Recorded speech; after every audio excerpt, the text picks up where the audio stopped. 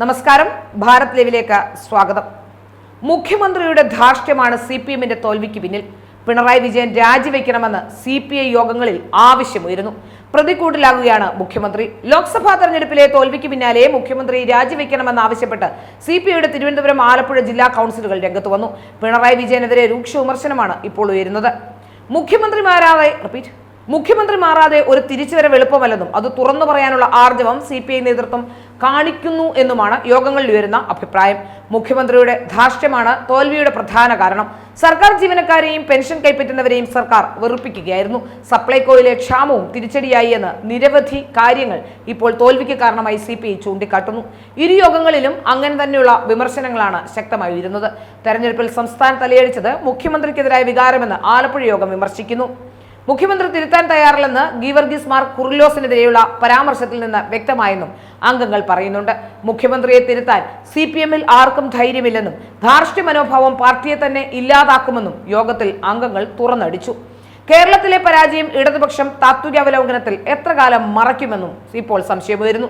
സംസ്ഥാനത്ത് ശക്തമായ ഭരണവിരുദ്ധ വികാരം അലയടിച്ചതിന് നേർക്കാഴ്ചയായിരുന്നു ജൂൺ 4 തെരഞ്ഞെടുപ്പ് ഫലം.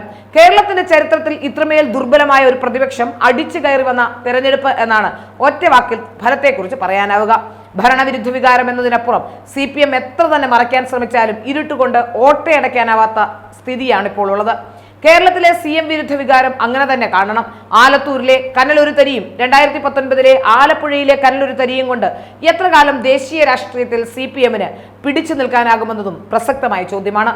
ചിഹ്നം പോകുമെന്ന പേടിയിൽ നിന്ന് ഇടതുപക്ഷത്തെ കാത്തത് രാജസ്ഥാനിലെ അമ്ര റാമിന്റെ വിജയം മാത്രമാണ്. DMK കോൺഗ്രസ് സഖ്യത്തിനൊപ്പം നിന്ന് 2 സീറ്റ് നേടിയതാണ് പാർലമെന്റിലെ CPMന്റെ ആകെ വിജയം. ആകെ മൊത്തം 543 സീറ്റിൽ 4 CPMന്റെ പാർലമെന്റിലെ സമ്പാദ്യം. പാർലമെന്റിൽ CPM എംപിമാർ നിറഞ്ഞ കാലം 2004 43 എംപിമാർ പാർലമെന്റിൽ ഉണ്ടായിരുന്ന ഇടത്തു നിന്നും 20 വർഷങ്ങൾക്കിപ്പുറം അത് 4 എംപിമാരായി ചുരുങ്ങി.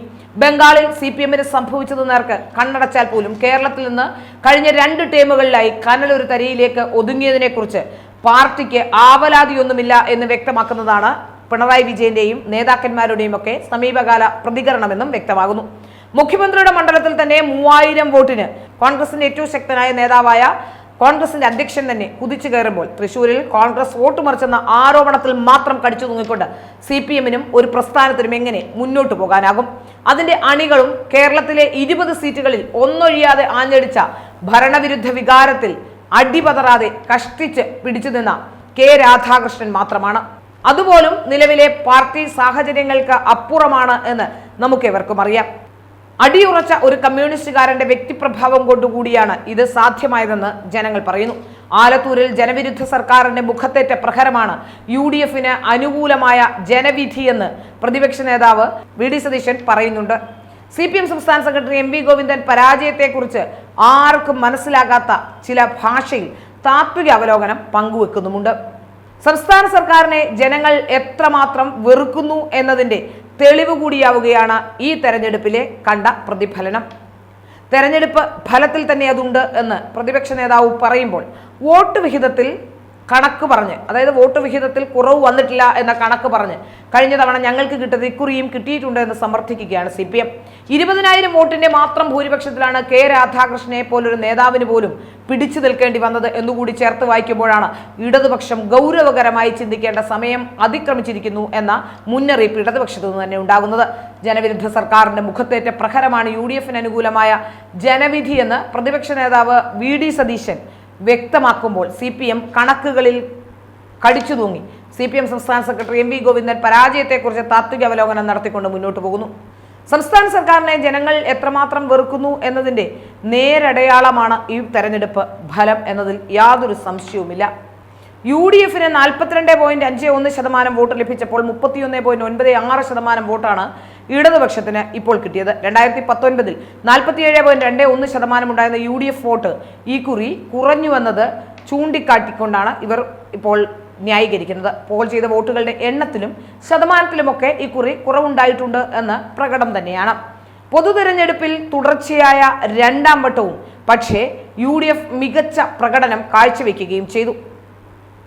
വൻ ഭൂരിപക്ഷത്തിലാണ് കോൺഗ്രസിന്റെയും UDFന്റെയും ഒക്കെ പല സ്ഥാനാർത്ഥികളും പലയിടത്തും ജയിച്ചു കയറിയത്. ത്രികോണ മത്സരത്തിലേക്ക് തിരുവനന്തപുരത്തും ആറ്റിങ്ങലിലും ആലപ്പുഴയിലുമൊക്കെ BJP തൃശ്ശൂരും കാര്യങ്ങൾ കൊണ്ടുവന്നെത്തിച്ചത് വളരെ വലിയ ചലനം തന്നെയാണ് കേരളത്തിൽ ഉണ്ടാക്കിയിട്ടുള്ളത്.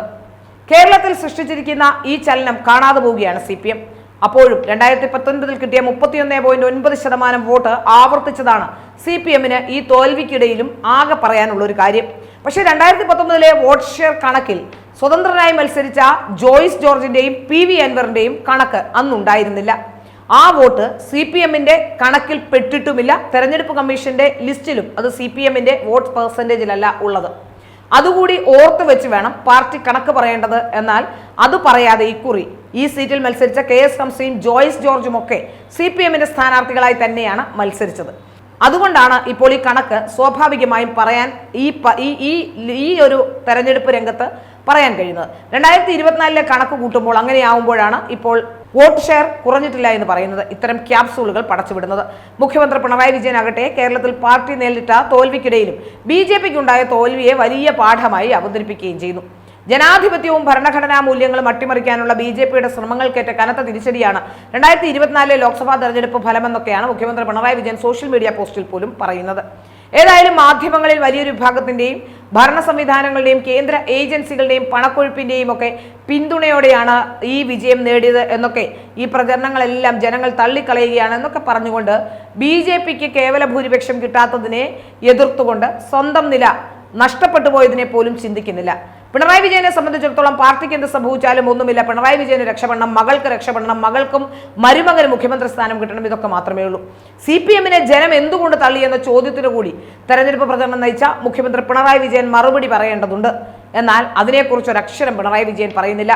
പക്ഷേ കേരളത്തിൽ LDFന് പ്രതീക്ഷിച്ച വിജയം നേടാനായില്ലെന്ന് മാത്രമാണ് മുഖ്യമന്ത്രി പറയുന്നത്. 2019 ഏറെക്കുറെ സമാനമായ ഫലം തന്നെയാണ് ഉണ്ടായതെന്നും ജനവിധി അംഗീകരിച്ചും തിരുത്തിയും ആഴത്തിൽ പഠിച്ചുമൊക്കെ മുന്നോട്ട് പോകും എന്നൊക്കെ പറയുന്നുണ്ടെങ്കിൽ പോലും ഇത് പഠിക്കുകയോ തിരുത്തലുകൾ ഉണ്ടാവുകയോ ഒന്നും തന്നെ ചെയ്യില്ല എന്ന് വ്യക്തമാവുകയാണ്.